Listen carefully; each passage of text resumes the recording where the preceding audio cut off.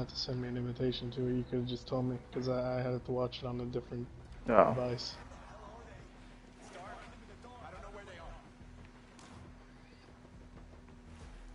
This dude didn't pick up that shit over there.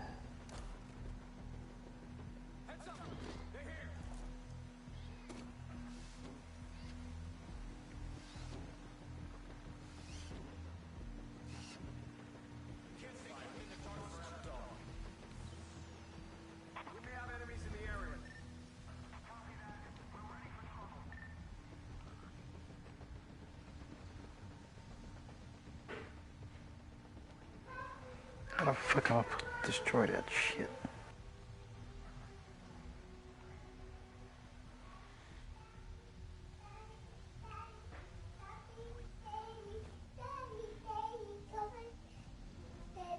Yes.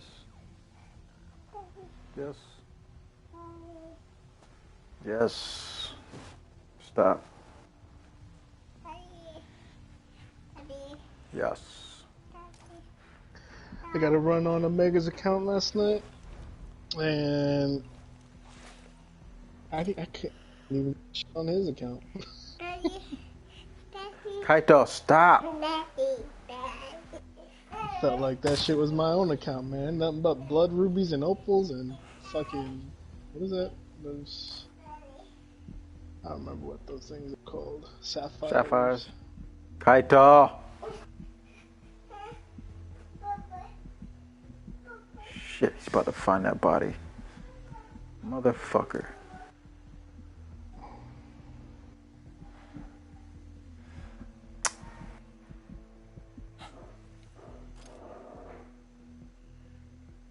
I don't remember. Could you hide bodies in the last one? Nah, this one you can.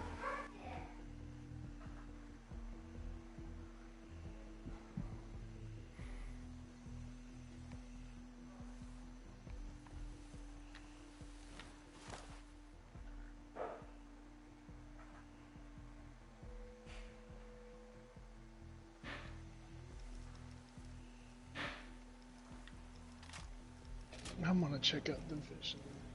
I wanna see how that game is. I really haven't looked into it.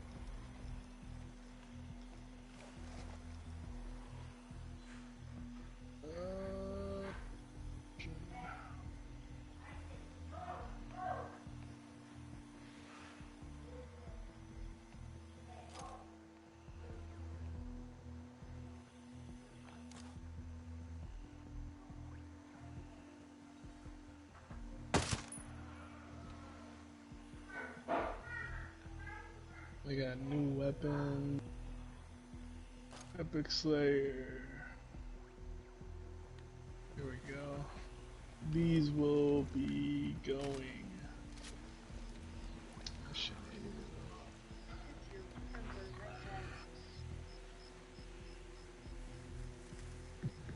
Right guys, hope you're all well and had a sober New Year's. Let me know in the comments what your New Year's resolution is. Mine's actually to focus on my health a lot more. You know, I used to be this chiseled Zac Efron looking stud, and now I'm more like some of the kids in the Black Foundations served 18 people. That's how bad it's gone. I've lost control, and you should never lose control. Yours sincerely, Slayers. A week ago, I did a video talking about how gear score is going to really matter in year 2 after Frederick Bannon confirmed 500 gear score items will have maximum rolls, so god rolls essentially are going to be coming back. Now if you haven't seen that, I highly recommend you do. Now on the same trend of year 2 news, today I wanted to go over more recent things to be confirmed by Frederick Bannon on Twitter, who appears to be the only developer really answering the community without giving away too much. If you have a question, please go to Frederick's Twitter page and ask him, or leave it below and I'll try and get answers. That said, let's begin with more news. So first off, talents. Now talents are going to be changing in year 2 with the RPG overhaul. Someone posted on Twitter saying, what do you think about a PvP modifier to Clutch? And Frederick responded saying, I don't think Clutch is a well-functioning talent to begin with. A gambling man would bet on some substantial changes. Now Frederick further goes on to say, gear is done from scratch, not nerfing Clutch specifically, big picture. So this is interesting. Now I've covered what we know about the RPG overall so far, but I really think the two screenshots we saw are like the smallest fish in the biggest sea. When the developers said overhaul, I really think they meant everything, pretty much. And I think I'm less concerned about clutch than I am about the shotgun meta, but build diversity in general in the game right now isn't really that good anyway. I think we can all agree that in the live game, the build diversity, it pretty much sucks at this point. It's far too easy to create a build that's good at everything and have no compromise. In fact, Frederick confirmed the same, stating, "There's a couple of things I feel missing the core is the non-compromise build meta, where people can gain a lot of damage while maintaining a lot of survivability. Secondly, there's too little team synergy in talents, build and skill use, and I think that the DZ is too PvE orientated." So I wonder how it's going to change. Well, more news has come forward from Frederick recently. He stated that core attributes work a little similar to firearms, stamina, and electronics, except they are actually real numbers that don't need to be converted, and there's no talent requirement. So this response is certainly some changes we didn't know about, and comes as a response to a thread where someone observed that passive talents might be disappearing based on the two screenshots the devs used instead of the game. And this is confirmation from Frederick that there is not going to be active or passive talents with this RPG overhaul. I believe this also confirms that talents will be there'll be no offensive, defensive, or utility requirements either, but I could be wrong there. Frederick didn't specifically say what it was, what requirements were being removed. They just said there'll no longer be talent requirements. So if you consider that as an overall statement, then I'm going to presume offensive, defensive, and utility requirements will also be removed as well. And this should give you some idea at the scale of this overhaul. It's essentially going to be completely changing the RPG of the game, and it's going to be a completely new RPG experience after this. And I also think what they're doing with this is that these changes they're going to simplify the loot game a bit, which I actually think is a good thing, because it should mean that balancing this stuff is far easier. If you consider where the Division 1 was compared to the Division 2, I would say Division 1 was far easier to balance than this game, just because this game has so much variation, which Division 1 didn't have, although Division 1 was still pretty varied anyway. It does appear that all gear is going to be kind of standardized, meaning that they're going to have the same number of talent, attributes, and mod slots, which again, for me, I think it's a good idea. Again, very similar to Division 1, and I think it's part of that balancing issue the game has had from day one, where you've had so many variations of the same gear. You've got Fenris, which might have 3 or 4 different variations, all with their own mod slots, all with their unique talents, whatever it might be, and it just becomes this cycle where the RNG is just crazy. And we know about that. I've done plenty of videos about how bad the RNG has been in this game, and even with the loot targeting system, it's better, but you've still got those variations within each piece of loot that you're targeting. If you're targeting Fenris, but you want a specific variation of that, then there's that whole process as well. So I really think this is going to help with the balancing of the game, and it should also help with the RNG. And we don't know what's happening with the recalibration. That will probably help with the RNG as well. And anything that can just reduce the RNG a bit is really going to be good. What we don't want, however, is we don't want it to go too far. And I know Massive are pretty good at this. They normally go from one extreme to the other. We don't want it to go too far that there is no grind left. The RNG is, give me an hour or two and I'll get all the best gear in the game. We don't want that. We also don't want it to be like Lost Ray, that sort of situation where it's been before, where it's pretty much impossible to get the gear that you want. I'd hope that with all of these changes, they're going to find a happy medium. Now, I've tried to take some time and try to figure out if there's anything else that I can take from the two screenshots, or how the system might actually be working when year 2 comes around. But I'm not a developer, I'm just a YouTuber who's not intelligent enough to figure it out. So I'm excited here about more that's hopefully going to be coming up in the first state of the game on New Year's on 8th of January. I do know that I do not believe Frederick's going to be part of that. I'm not totally sure, but I don't think he's going to be part of that one. So they're still going to give us some stuff, but Frederick's the main man. He's going to give us the bulk of it, which we might have to wait possibly a week later. The only thing we know so far is that the budget system is being removed. Talents will no longer have requirements. The RPG overhaul is much bigger than I think we were all anticipating. Now, before I move on to PvP in the Dark Zone, I just want to include another post from Frederick, who stated, "We wouldn't do this unless we have plenty of new stuff to make it fun." I know a few people think the Division 2 is being run by kind of a skeleton staff because Massive are too busy focusing on other projects like Avatar. But you don't make huge changes like these ones being proposed here with skeleton stuff. It's just not. These sort of changes require a lot of manpower, lots of hours. I don't know how developers have been working on this change, but I imagine it's some time ago. About to I don't pursue think it's just my and deservedly so. It doesn't my have career in streaming. but I think it's naive to believe You that about to that what? won't change in year 2 or Pursue even my career in streaming. Oh, I forgot you're streaming it. episode 3, which is probably going to be coming out in the middle of this month, potentially, maybe the start of next month. The developers, they did mess up, I believe, with the loot system here. They tried some, it didn't work. They are making sweeping changes to the core RPG experience that rectifies those mistakes. And How the fuck am I supposed to there's no destroy content. those drones? I don't for a second believe that Massive don't understand this. By now, most of you have probably heard of the hit new game AFK Arena. So who are the top 3 AFK Arena? It's actually good to hear from Frederick about this, to come from the mouth of Frederick, that the developers are completely aware that they need to make good content or fun content, otherwise these changes are pretty much. Next thing I just want to touch upon is PvP and Dark Zone. Now firstly, Frederick has confirmed that specialization ammo is being removed from the Dark Zone, which is really good news. Secondly, as the message from Frederick said before, he believes the Dark Zone is too PvE orientated. Now, I'm not going to say I know what's best for this mode because I've barely played it all in the Division 2, but I've played it a lot in the Division. Now, for anyone who's well versed in the Dark Zone of the Division 2, what do you think needs to happen to improve the PvP experience? I thought the 3 Dark Zones was going to be a good idea when it was first announced, but I think most people would now Fuck, say it wasn't? the one large Dark better. But the developers have already confirmed this will be changing. For me, the Dark Zone, it is too PvE orientated. The NPCs are far too strong and play too much part in who wins PvP fights half the time. Dark Zone should be the endgame PvP game mode. Everything in the game is orientated towards PvE. The last update to the Dark Zone added instances where NPCs can ambush you whilst extracting gear. I don't know why this was added. If you're a PvE player, you can do challenging. How the fuck do I use that rocket launcher? The Dark Zone should be PvP only, in my opinion. It's going to be interesting to see how all of these changes not only impact how PvP works, because you're changing all this gear, and they've confirmed as well that not only is the gear changing, but how the rate in which it drops. They're probably going to have to change time to kill. Changing all of this stuff, we're pretty much going to be getting a fresh start. So it's going to be interesting to see how all of these changes impact how PvP works. But then on top of that, what they're going to do to actually make.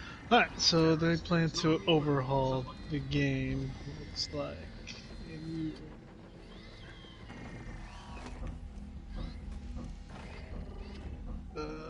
boom, boom, boom, boom, boom, boom, boom, boom.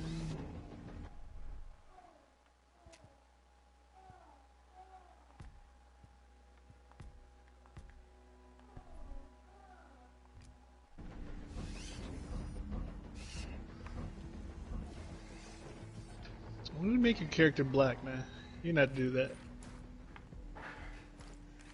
I'm trying to figure out how the fuck I can switch my damn shit.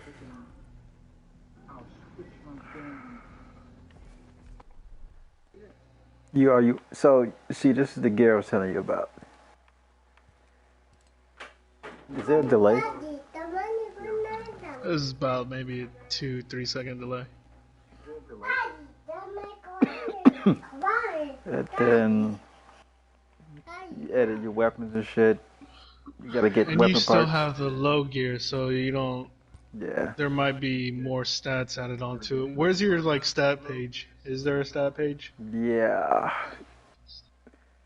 Where's your stat page? You see, and this is that fucking thing from all these perks. And this is that fucking thing from all these perks. And you can't even see them because you have to go through that path, right? Yeah. Where's that? Oh, right. I guess this is it.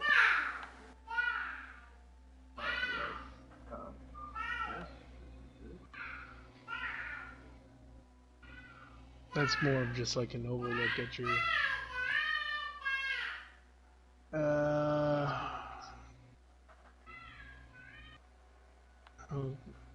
Go accuracy, handling, ability, stealth, movement speed, throw range, explosive damage to drones.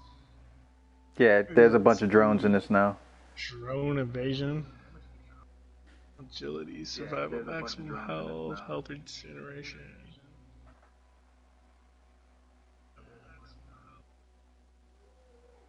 Yeah, those are modified. Then you go to bivouac sites, and you can get like a 1 hour.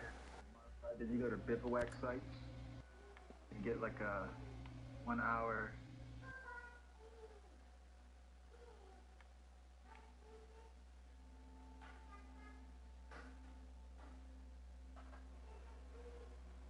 See how they got the raid shit? You reading that? Minimum gear level of 150. I don't even know where my gear level's at. Minimum gear level. I don't even know where my gear level's at. I think you're still in the tutorial or kind of. So these are. You know how the first one you got to get all these fucking.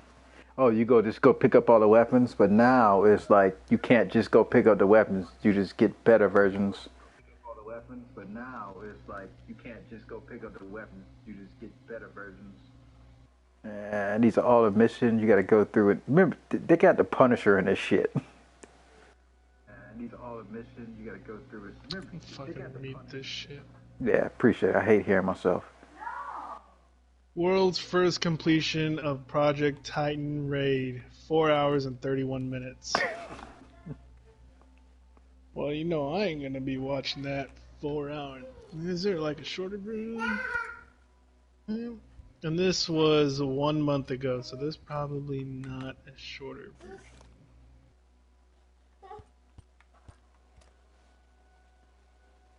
Hey, that's a Chuhai. Your son got a Chuhai. Alcoholic, just like your mom. Pretty sure she was drinking when she was pregnant with you, Kaito. Just want to let you know. Elite max level gears and weapons farming.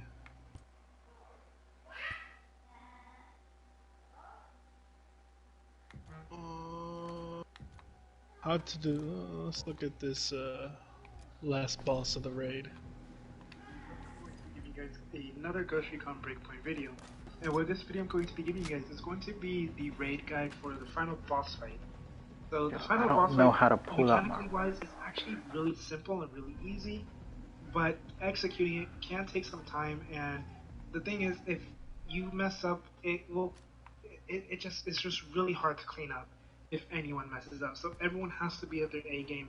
Everyone has to know what they're doing and has to be aware. They have to just be aware of the surroundings, not just the drones, but of their boss, the boss mechanics, and how close they are to the other bosses and everything. So what I'm going to do is I'm going to explain each boss's mechanics, what they do, and how you should be able to avoid them, as well as the drones. So if anything, please go ahead and leave a like or hit that sub or both. If you have any questions, also let me know down in the comment section. So we're going to go ahead and get started with the video. So for the first part of this explanation is pretty simple, but it's going to sound a little confusing. So as you can see, we are taking aggro of each boss. There's only 3 bosses and 4 players, which means 3 players are going to end up taking aggro. 1 player is going to be doing the damage. That 1 player is going to be assigned to do 1 damage on just 1 boss. So as you can see, Restless and Deadshot are together dealing damage on that boss. Restless is kiting the boss, and Deadshot is dealing damage to the boss. And after a certain amount of time, then you want to make sure you switch. So eventually, Deadshot and Restless will switch aggro, which means Deadshot will go into the middle, or not go into the middle, but run up on the boss, and then just take that aggro, and Restless will just take it right back. Now, as for the other two that have the aggro of the other bosses that are separated from each other, you're going to pull them to each different corner, and you're going to hold them for a while. You can try to break the vents on your own boss or the other boss. As you can see, we both switched. So after you see them do their mechanic twice, or they call out, if you call out to switch, make sure you do that. What we did though was we waited until after the sniper put the red laser thing on whoever it's kiting, so it would put it on G. So he would shoot the sniper. On the second time around, after he does that, that's when we would switch. For me, when the artillery, when it started to shoot the turret at me, after the second time, that's when I also switched with him. So it would be pretty close to each other. Because the thing is, if the sniper is aiming at you with the red dot sight or the red laser, it's gonna stay on you. So you have to shoot the mirror on it. And if the artillery, Gatling gun, turret, Titan drone, whatever you want to call it, it's shooting the turret at you, it's not going to be able to switch the aggro until after the turret is done.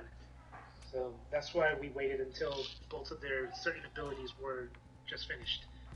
And then after Deadshot and Restless were able to get theirs down to a little bit above half, not all the way down to half, but just a little bit above half, what we did was we had Deadshot go to the sniper boss. Now, as you see, we kind of fucked up because the sniper and my recoil just went all over the place right there. But the sniper was aiming at me, and I tried switching, but it wasn't able to do anything. So the sniper just came over, and it was blocked off from the other drone. So it was just traveling to me still. You don't want to do that. You want to make sure you shoot that mirror on the sniper and then go take the aggro. Otherwise, the sniper is going to just keep coming to you. Now, once you get this rotation going, it just makes it so much more simple, and it makes it so much more easier. It makes it easier just to get through it. The kiter, which is Deadshot, he's going to do the same thing he did with Restless, and me and Restless are going to do the same thing that me and G did, which is just trading off with each other. And that's after a certain amount of time. So for me, since I have I guess you can call it the concussionist or concussioner or concussion, because that's what it does. It does bombs, or bomb, you can call it a bomber. It does bombs and it stomps. When it stomps, it concussions you. It makes you run out of stamina and makes you stand still. Yeah, so what I was going to say is Restless is going to let me know when he's ready to switch because he's the one that's dealing with the turret. I don't necessarily have anything to worry about, but if I move too far from this boss that I am currently on right now, if I move too far, then it's going to go red and it's going to shoot a missile at me that auto locks on that you can't escape from. You won't die from it, but you will take a lot of damage, which will get you down I do to not about know the last how bar. to use switch to my So grenade I kind launcher. of ran back just a little bit just to make sure the red doesn't go off, and I switched right back with Restless. Hey, check out this new guy. He seems. Doesn't it sound like what's the name though? The other game? Right away. All right, dude. Division? Now, obviously, you don't want to do this as well. You don't want to go right back into your menu, but I switched back to this. Kinda. For me, I was shooting at the other drones instead of my own because it was kind of hard for me to hit my own drone. So I would use the sniper and then I used the sharpshooter perk or the sniper perk. That allows me to do 20% more sniper damage and damage drones. So that's the only reason why I went into my move. I didn't want to wait for anything. But yeah, that's pretty much the whole mechanic for the first part of this. You just want to make sure you get all three of them down to about a little bit above half, so you can see the dots on their health bar. You want to get it in front of the mid dot. Now I'm going to go ahead and explain the triangle system. So the way the triangle system works is you have to get one of the three bosses to have health or less. Once they hit that mark, then the triangle. Shit, my gear level's only 24. Red line on the ground. You do not, and repeat, do not want to run through that red line. If you do, it's an instant death automatically. And it's going to be extremely hard for someone to revive you that is near the red line. Unless it's too close to the call. And I mean, you just more than likely will not happen. Now, Another thing is with the red line spawns, there's going to be more drones that spawn out. There are only 4 different doors that drones spawn. When you hear the alarm, everyone needs to check one of the doors at each other sides. But when the red line spawns, there's going to be drones that come out from 2 different doors rather than just one. There's going to be 4 drones from one side and 2 drones from the other. Now, as you can see, what we're doing here is we're kind of keeping them in a nice counterclockwise rotation, and if you can look at the mini-map as well, we're trying to keep them in a triangle transition. So that means if one is getting too close to the other one, then you kind of want to just stall it and have that one move away, and then have the other one try to catch up. You just gotta learn how to, I guess, fix the shapes or mold your shapes with the bosses on the mini map. Another thing that I want to mention is you do have to rotate still. You can't just hold the aggro. The reason why you cannot hold the aggro, I'm pretty sure I mentioned this already. Hold the aggro for a certain amount of time, you're going to end up enraging the bosses. Meaning they're going to get really mad that they can't catch you so they're going to start sprinting towards you. And you will never be able to outrun the sprint. If you refresh the aggro, it just completely wipes that off, and they're not going to be able to have that movement speed again. Which is why you see us rotate every time. So if one comes to me, I go to the next. So it's kind of like doing the relay race. If either you're doing the 4x1 or 4x4, 4x whatever, this would technically be more like the 4x1, I guess, because you're passing the baton in a sprint. You do damage, and then you run and pass the baton to the next person. That person does a little bit of damage to one of the bosses, and then runs and passes the baton to the next person. Same thing, over and over and over, until all bosses go. You don't want to kill the boss by itself automatically, because what's going to happen is it's going to go into a box, and then it's going to heal itself after a short amount of time. I'd say about 15 to 20 seconds. If the other bosses are still up within that time, then it's going to heal itself, and it'll get about half of its health back. So you do not want to kill any of the bosses before you actually kill all of them at the same time. So just keep that in mind. This here is super simple, it's super easy to do, just keeping this rotation going. But there's a few things you might need to keep in mind, is the boss mechanics and the drones. So I had already explained the drones, now I'm going to explain the boss mechanics to you guys. Each boss mechanic, so you guys it'll be easier for you guys to look up. So for the first boss I'm going to go over is the sniper boss. So the sniper boss has 2 different mechanics. It will either be a sniper at you, and what you have to do on that is actually shoot that weakness to that white. Then it'll just make sure that it'll basically just turn that sniper so you don't get hit. The second mechanic is with this. I've already lost interest in what he said. I haven't been paying attention. You still, yeah. I just drowned him out. It was just like listen to Assassin talk. See, I like these games with build, but like Division 1 is my favorite. Before they nerfed like skill builds and all that, they need to fucking stick it. They like the Tanktician. That was my favorite fucking build. Being able to have all that survivability and have all that skill power to do like all those skills. Yeah, it was kind of.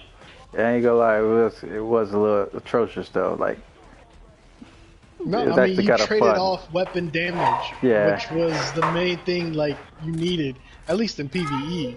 PvP, you could just go in there with a skill build and wreck shit.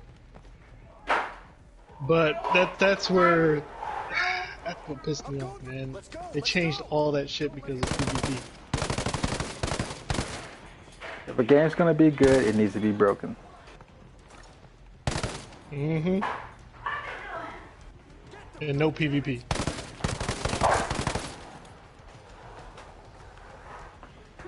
hand.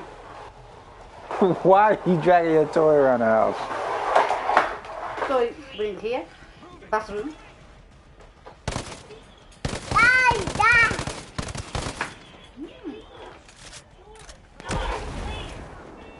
Daddy.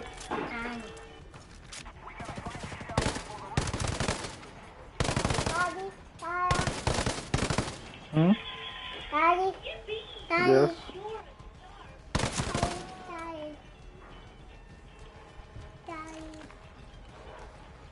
Yes. Whoa. Why is he calling you daddy? Daddy, the money. I don't know, but you got it fucked up. Call you daddy. I'll be back, Kaito. In like 16 years, I'm going to the store to get some Newports. Yo, so they got a speed run of that fucking raid. Mm-hmm. Motherfucker's an hour long.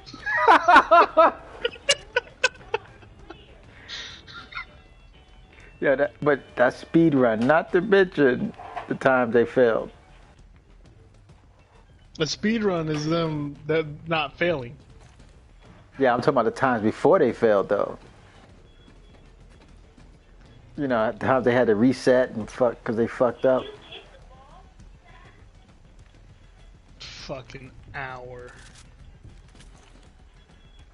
But think about this. If you run Tom back to back, you know, you can get, 5 runs in an hour. 5 fucking runs. Next thing you know, your day's over with.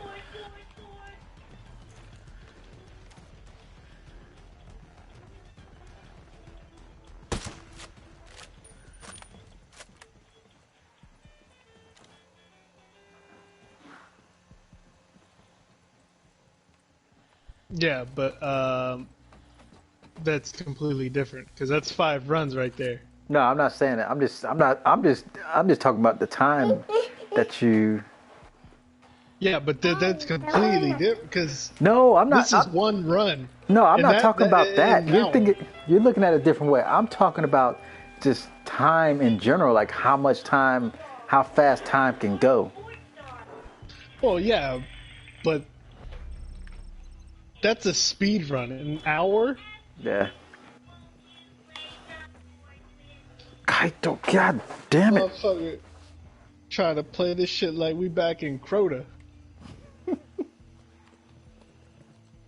Using machine guns to take down this motherfucker. I didn't even see got it. Gallahorn back there. I didn't even watch the raid for this shit. I didn't even want to shit. I just watched that part right there, and then forgot I was even watching that shit.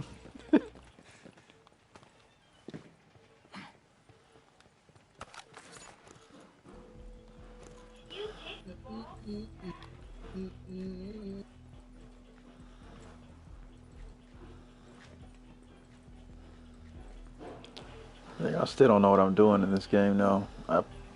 Shit.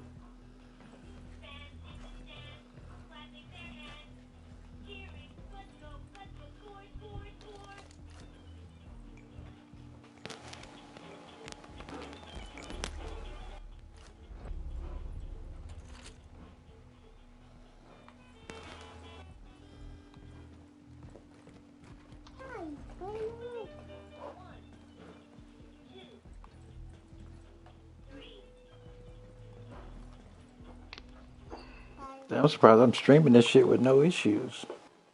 Let me turn this shit off, dude. Kaito. Stop.